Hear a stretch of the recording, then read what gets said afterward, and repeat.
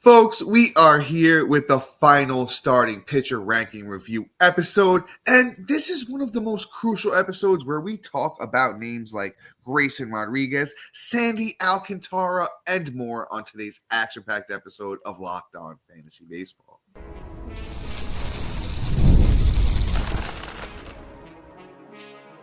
You are Locked On Fantasy Baseball, your daily fantasy baseball podcast. Part of the Locked On Podcast Network, your team every day. Hello, fantasy baseball fanatics, and welcome to the Locked On Fantasy Baseball podcast, brought to you by the Locked On Podcast Network, your team every day. As always, we're your number one source of fantasy baseball knowledge, and thank you for making us your first listen each and every day. I'm your host, Dominic Martino. You can find me on Twitter at DomMartinoFB. Here, as always, with my brother, my co-host, my partner in crime, Matthew Ane, and you can find him on Twitter at Matthew_Ane. If you're watching on YouTube and you haven't already, hit that little bell below. It will subscribe you to the channel and give you a notification every time we drop a new episode. Or if you're listening on the audio side of things on a platform like Apple or Spotify that allows 5-star ratings and reviews, we would truly appreciate it if you could do that for us. And lastly, what's most importantly, to Matt and I and you guys this time of year with draft season right around the corner, why don't you give us a chance on the Subtext platform? It's going to be your secret weapon, leading up to draft day. And on draft day, you're going to get those text messaging alerts from Matt and I going right to your phone, offering so much more than we can in these 30-minute episodes. So if you are interested in joining us on Subtext, the link is in the bio if you're listening, watching, and once again, available on any of our social media platforms. All right, Matt, it's kind of bittersweet, it's our last starting pitcher ranking review episodes. These have been some of my favorite episodes that we have done so far this offseason.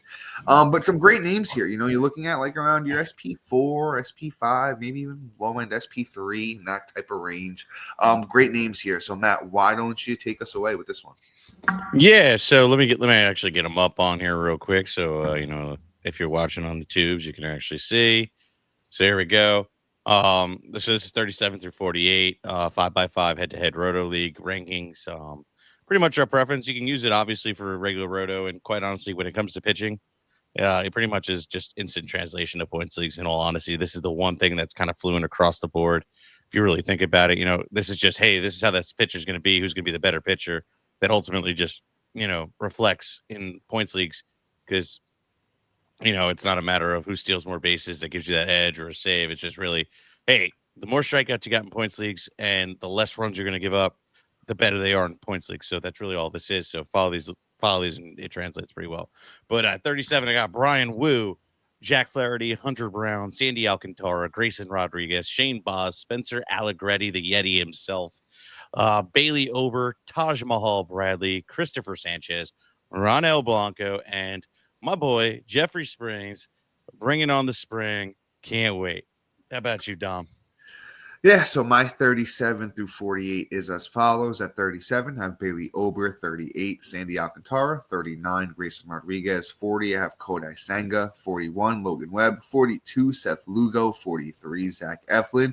44, Clark Schmidt. 45, Shane Baz. 46, Carlos Rodon. 47, Spencer Allegretti. And 48, I have Mr. Ric Flair, Bryan. Woo!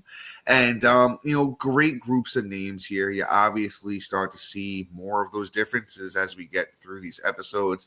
Because, this kind of, it's almost getting to the point of preference. There's some of these names that, belong where they are. Some of these names, Matt and I just preface a little bit more than some of the other guys. So we have them either a little bit higher, or a little bit lower. And Matt, I kind of always throw it your way first. As you look at the rankings here, once again, don't know if you have the haterade ready for any of my rankings or any of my thoughts here. But if you do, please let us know. So this is an odd one. So I guess not really odd, but why do you have Carlos Rodon as an SP4? What is really giving you that feel that we're actually going to see a relevant fantasy season from him when we haven't really seen one since he's left the Giants and joined the Yankees, whether it's been through injury or even in his health eras when he actually does return, just hasn't been able to just do it for us? Do you think this is the year? I'll say this. So I initially thought my ranking of Rodón was a little bit aggressive. And then you kind of look at ADP, and ADP has Rodón as P41. I'll say this. I don't love it, but you know what? When you're starting to look at this range, if you don't necessarily need stability and you want to play the upside game, Rodón isn't the worst option in the world. He threw 175 innings for my Yankees, or Matt and I's Yankees last year. 195 strikeouts in those 175 innings, 3.96 ERA. And, the whip was 1.22. So not a horrible season for Rodón. Second season in the stadium, first year where he's fully healthy. I think going into year 3 in the stadium is kind of starting to figure things out a little bit. Don't necessarily think he's going to be a lock for a great ERA. You're looking at a high 3s ERA, but you're in lock for potentially good wins. He had 16 wins last year with the Yankees, and that's even with the high ERA. I think he could be right around there again this year, maybe 14, 15. But still, good strikeout numbers. I don't think the whip's going to kill you. He's actually been better at whip if you look at the past 4 years overall. And, I kind of think we throw the 2023 out the window. He was banged up, wasn't pitching at full health. But if you take the last 4 years combined for Rodón, 101 starts, 3.57 ERA, 555 innings, 681 strikeouts, and actually a 112 whip over that time with a 3.44 FIP. So there's upside here. We know he could be better than he is. I just think the ERA is the one thing that isn't going to be great. But if you told me he ends the year with a 3.75 ERA, 175 innings, 200 strikeouts like he did last year, and a strong whip, 115 whip, wouldn't be shocked at all. And grabbing him as your SP4, SP5, I don't think is the worst thing in the world. Don't love the ADP, but you know what? It's not the worst option. Sure. I see you, but here's the thing. Like, I look at what he's done over the last year, and how he kind of fits in, pitching in Yankee Stadium. And I feel like he's really at a disadvantage. He's a guy that doesn't produce ground balls, gives up a lot of hard contact at 40% of the time, allows guys to barrel at 11% of the time. And he's, even though he does a great job at creating strikeouts and stuff, it's just like with his, 90 miles an hour fastball and a guy that allows the contact, I just foresee a lot of issues that can, going to play up when you're in Yankee Stadium. He's not the pitcher who he was when he was with the Giants, where we really had that serious breakout. I feel like the Yankees whiffed on essentially having him come to the Yankees in general. He would have been more successful going to like Tampa or something, but it's really frustrating to see him on there. I definitely can't trust him as an SP4, let alone 5. In all honesty, I have Rodón at, sorry, my keyboard is dead here, at literally pitcher 57, and I don't even feel great about that ranking as well. Him as an SP5 is still kind of rough, so it takes a lot for me to want to trust him, or the options really have to be fleeting fast. Yeah, I don't blame you. I understand the risk that comes with him. I think at this point, if you've gone a little bit safer, you could take the risk on him. If you've gone a little bit riskier, you're probably looking a different direction. But big strikeouts, could potentially win a good amount of games. And I actually think the whip is going to bounce back surprisingly. But the ERA is just going to be elevated. That's one thing you're always going to have to deal with Rodón, especially in the stadium. He gave up 31 home runs last year. I don't think that fares much better for him going into 2025. But Matt, I'm gonna take a look at your rankings over here on the other side of things. Let's do this, because it's somebody I do like, and maybe you could kind of talk me into moving him up a little bit, because I want to believe. I see Jeffrey Springs at 48. I know it's definitely a bit higher than I have him, and I think I'm gonna assume it's higher than ADP. Why do you got Jeffrey Springs so high, my brother? So the thing about Springs is, even though he really wasn't able to, play a full season last year, let alone, be the dominant self that we wanted to see out of him, he had moments where he had moments of brilliance, and then you saw that he had injury fatigue and things like that, and honestly just wasn't able to really stay healthy. But I will say this, he had a lot of bright spots. So after July, when he first came back from injury, which was 3-inning start, he posted almost a 5 ERA. But then in the month of August, where he pitched 23 innings, stellar month, a 3.47 ERA, 30 strikeouts with a 1.37 whip, which that you expect with a guy coming back from TJ, right? The control isn't as there, but he is somebody that is putting up the right numbers in the right categories and still suppressing the run. And then in September, he only pitched about 6 innings because he was hurt a little bit. Still came back out and was fantastic, really getting on a groove. 6 innings for a 1.5 ERA with 4 strikeouts. He has, strikeout upside in that one season where he was really truly dominant. He has, you know, elite pitching expectations and performances, especially in that 2022 year where he pitched 135 innings and 144 strikeouts. Now, yes, he's 31, but I don't care. Age is actually better for me. I think pitchers age like fine wine, and the older they are, the better they get until they hit about you know, mid 30s, like 35, 36. Then you can start questioning it. And some guys just ride off into the sun and just are fantastic to the day they retire. I think Springs is going to be just fine. I think that even with them going in the smaller park, he's still going to be that dominant self. And we don't really have the only thing we have to worry about is, the health. He has never really stayed healthy. He's never really been able to really pitch a full season in his career, funny enough. So let's see if he can do that. I think that he's going to play fine this year and he's going to be just good. And you know what, guys, before we, return and I allow Dom to kind of rebuttal and give his half, we are going to be right back after this.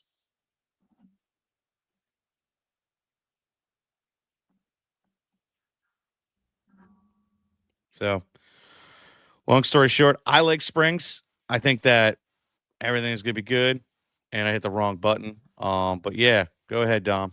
Say what's up. And also, you might want to unmute your mic. Yeah, no. Let me jump back in here and talk some Jeffrey Springs. I like him. Like you raised the injury concern. I think that's number one on the book for Springs. I think as I dig deeper into him, it's tough to just expect him to be.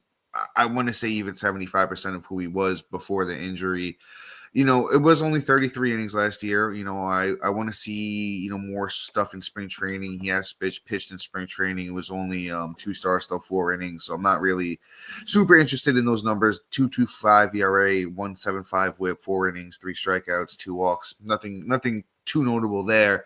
It's just last year, the fastball velocity is down a lot. He's down to 89 miles an hour on the fastball, almost 90.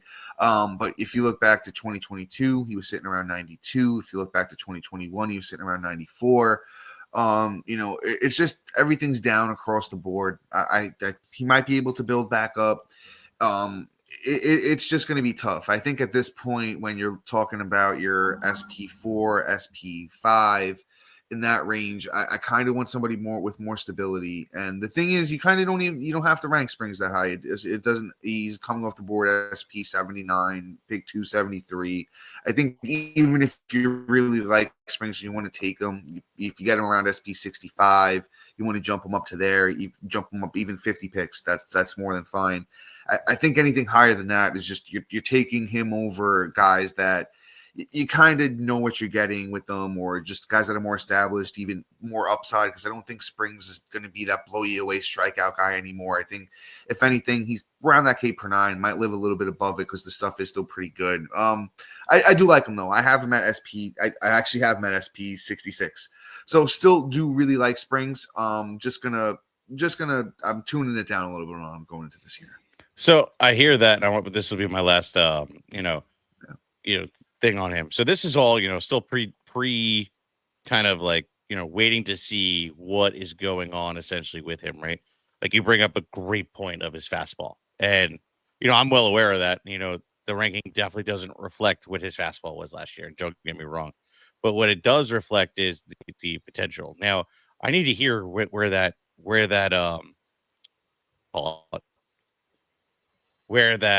fastball is. Like, if we're starting to hear, okay, it's sitting at 90, 91 again, then I'm getting excited. If I'm still hearing it sitting at like right under 90, that's where I'm going to be like, all right, I'm probably flow him and drop him down all the way to where you have him, in all honesty. It's just really a matter of a wait and see kind of type game and see what exactly is going to happen. This is all going to change in a matter of, probably days. He's had a grand total of 1 start this in spring training. 2. Yeah. I mentioned it before. 2 starts, 4 innings. Yeah. And I haven't seen anything about his velocity yet. So it may not be a concern at all, or it may be a concern. They're just kind of downplaying it. Yeah, even going into spring, everybody's velocity's down right now. If you look across the board, so everyone's still building up. I don't think there's too much to take away until he starts giving us those 5 inning starts where we can actually take something from it. But and you mentioned that, Matt, up top too. Another concern is the park. I just think there's so many concerns that even if there's 4 concerns and 2 of the 4 go wrong, you're looking at him as more of a mediocre than an SP4. But we could agree to disagree. You got me to move him down. He's going to come down in the rankings just a tad. And that's the whole thing, though, that I even said up top. Because as much as I like Springs, even if he's coming off the board at SP80, you don't really have to have him that high. If you want to jump him up to SP65, 70, I think that's more than fine, and you'll be able to get him in most of your drafts. For sure. All right. So I guess it's my turn. Yes, sir. So let's talk about why you got Zach Eflin as an SP4. Just for reference for a little inside baseball here. I have Eflin. Let's see here. Oh, I keep forgetting my keyboard's dead. I have Eflin at 61. So why am I so far out of touch, I guess? Or, Matt, actually, let's say this. You're actually a lot closer to ADP on Eflin than I am on this one. So Eflin's SP58. Matt has him at 61. I actually have him way up there at 43. I'll say this about Eflin. To me, he's one of those kind of just stabilizers at this point in his career. He's not going to be more than what he is. He's not going to blow you away. I do like him more in Baltimore, though. He is in Baltimore, this year. He gets the full year over there. He was actually a lot better in his 9 starts in Baltimore than he was in Tampa. So I think that's going to benefit him being over there. He's somebody that, as we do this, as we talk about it, I might have to move him down a smidge. Maybe he's a little bit closer to an SP5 than an SP4. But even if you take the last 2 seasons and you put them together, it's 59 starts of a 3.54 ERA, 343 innings, 320 strikeouts, a 108 WHIP. He's a strong, solid pitcher. I think he's going to give you wins. He's going to give you an ERA that's going to be solid. He's not going to give you too many strikeouts, but the WHIP, I think, is going to be helpful as well. So, not somebody that's going to blow you away. I would preface him as a low-end Sonny Gray, kind of like a dollar store Sonny Gray. And that's what you'd be looking at when you're getting a Zach Eflin. Probably does have to come down, probably somewhere in the 50s, though. I will say that. All right. I respect it. I did my job just for you reading the stats off yourself. You made my case for me. So, and with that saying, come back at me. We got a little time. Yeah, no, of course. So Matt, this is a fun one because as we brought our rankings together and I looked at this, we have somebody on the totally opposite ends of the spectrum. I don't know if you caught that too. Mm-hmm. It's Mr. Bryan, Ric Flair. Woo! You got him at 37. I got him at 48. I'm gonna go over to ADP and see where ADP got him. It'd be funny if it was like smack dab in the middle of where we both have him. But why are you so high on Bryan Woo? So I've always been a Woo fan. I believe in his talent, right? Like Woo has always been somebody Matt, that you can't make this up. ADP for Bryan Woo, 44. That's smack brilliant. dab in the middle of where we have him. That's absolutely brilliant. Love So it. like the part that like I love about him is like he actually is like a control machine. He has really good stuff, and he doesn't really walk a lot of guys, and he's able to suppress the runs. My problem is the guy can't stay healthy. I would actually have him a lot higher if I could just see him pitch a full season. I think he would be more like a high end SP3, borderline low end SP2 if he could actually play a full season. He has never been like really like a K per inning guy, but he's able to produce low ERAs. He's literally the cheap version of George Kirby. Suppress the runs, not a lot of Ks, but not a lot of WHIP. And is going to win games on that Seattle team, and he has good stuff. Like his xERA last year was a 2.72. X batting average is 2.20. Fastball velocity is actually pretty dominant, 94.8 miles an hour. Hard contact would like it to be a little bit average exit velocity is a little bit higher than I'd like, but still decent at 88.8 miles an hour. Gets guys to chase at a decent rip. Like I said, it's not a K guy, so he doesn't get the whiffs or the Ks as much, but doesn't walk guys, doesn't allow guys to barrel. Really suppresses the hard contact.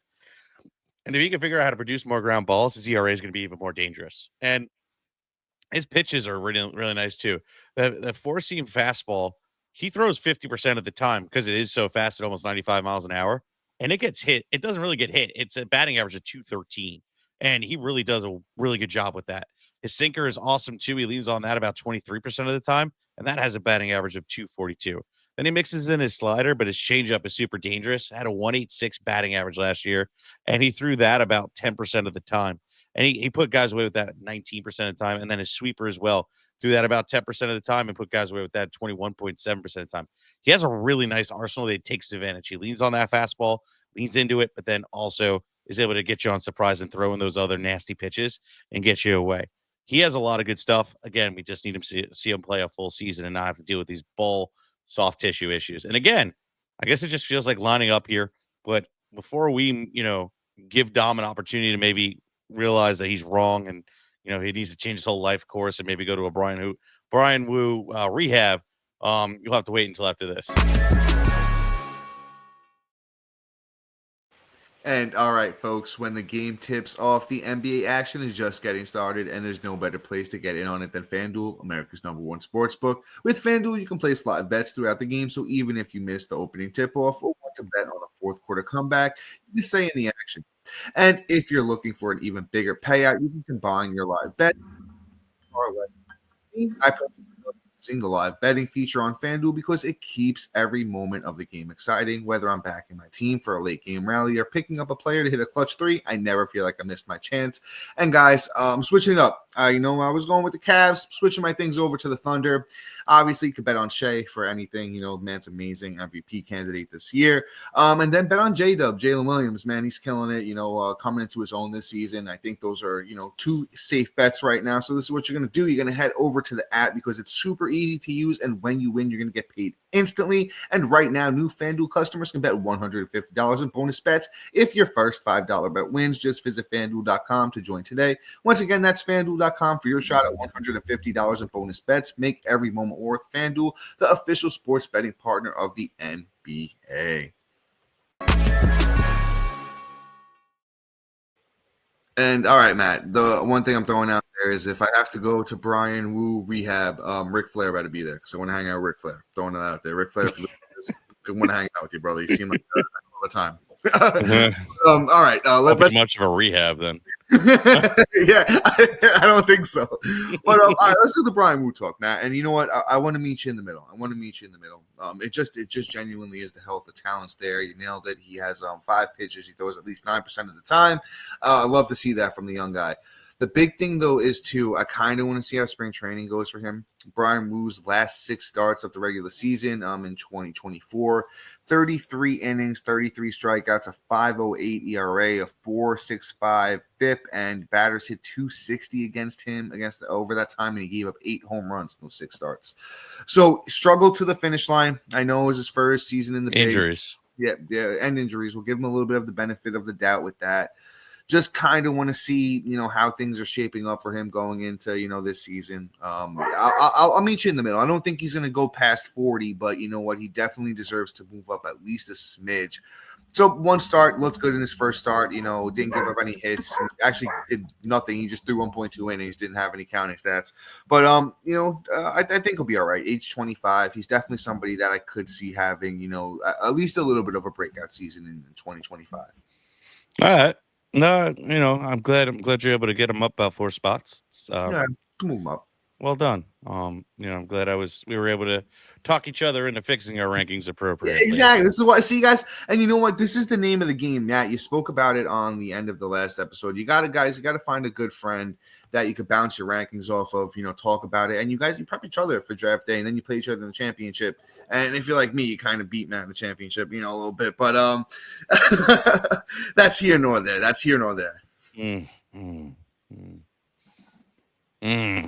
Thanks, Tom. Matt's coming for me this year. We'll leave it at that. He's coming for me this year. Yeah, your team's gonna suck this year. It's fun. All right, so let's switch it up. Let's talk.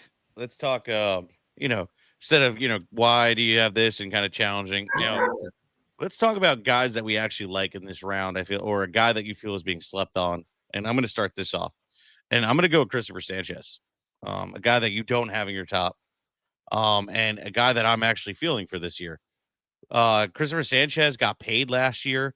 He earned himself a roster spot and a rotation spot. Actually, is lined up to be the SP2 for the Phillies, and pitched 181 innings last year, and followed that up with 153 strikeouts, a 3.32 ERA, with a WHIP of 1.24. Now the WHIP is a little bit on the higher side than I'd like, but I feel like he's been so up and down, and I feel like he's going to be able to kind of reel it in and get us under 1.2, probably like 1.8, but I'll be able to live with that and still be able to, be an ERA suppressor, get a decent amount of Ks, but never be a K per nine, and do exactly what we want him to do and get the wins because he plays for those Phillies. Now they're putting him a lot of trust, and I think he's really earned it. The kid had a really good year too. Like we got to look at all the underlying stats. Let's look under the hood. xERA was a 3.56, which was a little bit higher than what he posted, but still great. Batting average a little higher than we'd like at a 2.58, but fastball still sitting right under 95 miles an hour at 94.5. Average exit velocity is super suppressed, especially in Citizens Bank Park too, which it is a good hitter's park at 87.4 miles an hour. He gets guys to chase pretty often, but surprisingly, he doesn't create the Ks, which that might translate into more strikeouts this year because he has had seasons in the minors where he finished with at least a K per inning, if not 1.25 K per inning, and that's pretty nice. He really doesn't walk guys, even though the WHIP doesn't reflect it. He doesn't he doesn't allow guys to barrel up or create hard contact, and he knows how to create a ground ball because he does that at 58.3% of the time. He has a bunch of nasty pitches, lives on that sinker, throws that about 47.3% of the time, which is interesting. That thing flies at 94.5 miles an hour. And that, funny enough, even though he threw that a lot and it has the worst batting average I've ever seen from a pitch, he still was able to keep the contact down. He just, when it got hit, it got hit. But changeup is absolutely filthy. Mixes those two up a lot. Throws that 35.7% of the time, and that has a batting average of 177, which is stellar. And he puts guys away with that 20.9% of the time. Also throws in that nice little slider. He throws that about 16% of the time, and that's almost unhittable too at 219 batting average. He really does a great job. He does have a cutter, doesn't really throw it, and hasn't really thrown his fastball, even though at all last year. But I still just don't think he needs it. He's a really good pitcher. I feel like he's being slept on. He's one of those guys that actually we overlook and don't see him as a roster stabilizer, but he's a guy that I think can keep the ERA and just maybe won't help you out in the K's category as much, but be enough to make the difference, but also keep that ERA down and get you some wins. So here's the thing about Christopher Sanchez. I was actually super high on him going into 2024. Loved the outlook on him. And then, he got bumped up a lot. And then I didn't really get too many shares of him. And I'm kind of almost happy I didn't. He was good, but he didn't really blow you away anywhere. Not even an ERA, which was honestly his best category. It was a 3.32, which is solid, but not great. It's good, but not great. 11 wins on the Phillies team. Probably should have won some more games. The strikeouts weren't even close. Didn't really do much for you in that department. The WHIP, he's notoriously bad in WHIP. A 1.22 career WHIP, a 1.24 last year. So I think even in the best case scenario, it's a low to mid 3 ERA, not a K per nine. He's not going deep enough into games to win them. And then the WHIP's not going to be good. So I just don't really think he's going to help you in any one particular category. And then even the one category that he's going to help you in is going to be ERA, and he's not even great at that. I just think at this point in my draft, there's so many more guys that I think are just more talented, just flat out. I could just flat out say it. I think he's good. I have him in the 60s, which is even, I think, lower than ADP. I think ADP on him is SP 57, pick 183. There's just guys I like over him at that point. I probably won't have too many shares of him this year. All right. I mean, hey, we'll agree to disagree. We literally flip-flop from last year. Yeah, I know. We totally did. Usually when I flip-flop, it's usually right though. Just saying. We'll see. All right. We got time for you to give us your favorite guy in this round. Yeah, you know what, Matt? Let's do somebody who's moving up. I wanted to go one way, but I'm flip-flopping. I'm going the other, man. I'm doing the flip-flop. You got me into it. Let's talk Sandy Alcantara, who looks great this spring. Oh my God, he's just been flying up my rankings. I got him all the way up to SP38 now. I think it's going to just keep going up because if this guy is any semblance of his former self, it's a top 15 to 12 starting pitcher. We all know if you've been playing fantasy, Sandy Alcantara was arguably a top 10 arm for a couple years in a row. He's an innings eater. I know last time we saw him in 2023, I don't think he was really fully healthy. I think he tried to pitch through injury. He's back healthy now. Could be a low 3 ERA guy, around a K per 9. He's usually pretty decent with the whip. Still in Miami, the wins aren't going to be great, but this is just a guy that if he gets rocking and rolling like he can, man, somebody we really don't want to miss out on. And I think if we're getting him in that SP3, SP4 range, it's a good spot. Yeah, no, I mean, I have him 2 spots behind you, so I mean, I'm not really right there's nothing to really disagree. He's only really the only thing I will say is he's never really been a K per 9 guy. He's an innings eater that gets 200 Ks. Like he'll pitch 226 innings, get you 200 Ks, which is nice. He's did like a K per inning like once in his career. But he's still fantastic if he can get any semblance to it, just like you said.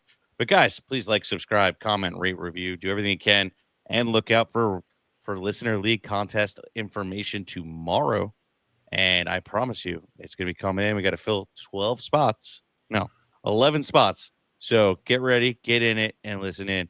And when you're done, check out our boy Sully over at Locked On MLB. Have a great rest of your day. Peace. See ya.